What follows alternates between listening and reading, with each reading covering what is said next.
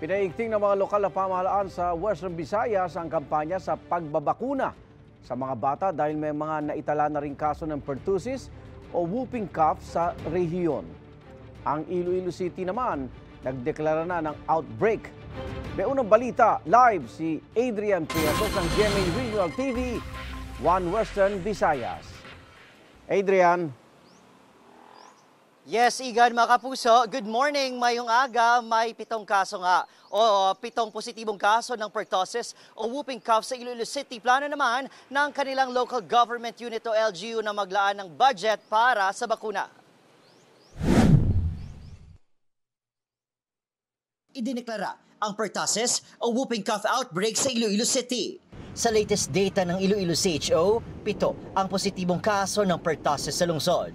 3 sa distrito ng Molo, 3 rin sa distrito ng Haro, at 1 sa distrito ng Arevalo. May naitala ring 8 suspected cases. Kabilang sa mga hakbang ng Iloilo CHO, palakasin ang kampanya nito sa pagbabakuna sa mga bata at sa mga buntis. Subong kung may outbreak kita, may ginatawag kitang outbreak response immunization. So that's why we need additional vaccine. Ang Iloilo City LGU maglalaan naman ng budget sa pagbili ng bakuna. Amount to kami nga na-aprobahan, a total of 16 million. A big portion will go to medicines and vaccines para makadugang kita.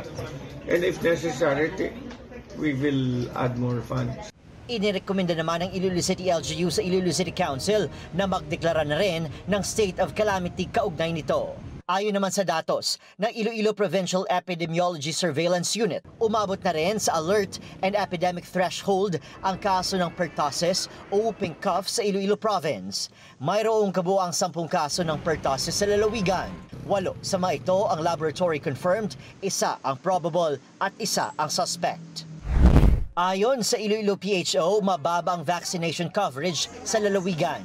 Kaya dodoblehin ito ang kampanya sa pagbabakuna sa mga bata at mga sanggol upang makaiwas sa sakit.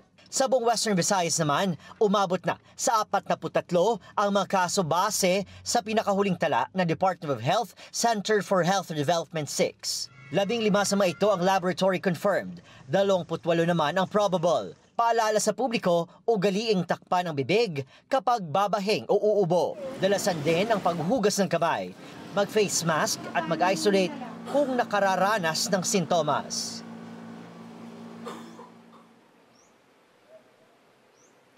Igan, mga puso, ayon naman sa latest report ng DOH-6 dito sa Western Visayas, may isang kaso ng pertussis o whooping cough dito sa probinsya ng Negros Occidental. Kabilang ito, mga kapuso, sa mga probable cases ng pertussis. Samantala, dito naman sa Bacolod City, may isang kaso ng pertussis na patuloy pa rin vini-verify. At yan ang latest mula rito sa Western Visayas. Igan. Maraming salamat, Adrian Priatos ng GMA Regional TV, One Western Visayas. Igan, mauna ka sa mga balita. Mag-subscribe sa GMA Integrated News sa YouTube. Sa mga kapuso abroad, subaybayan nyo kami sa GMA Pinoy TV at sa www.gmanews.tv.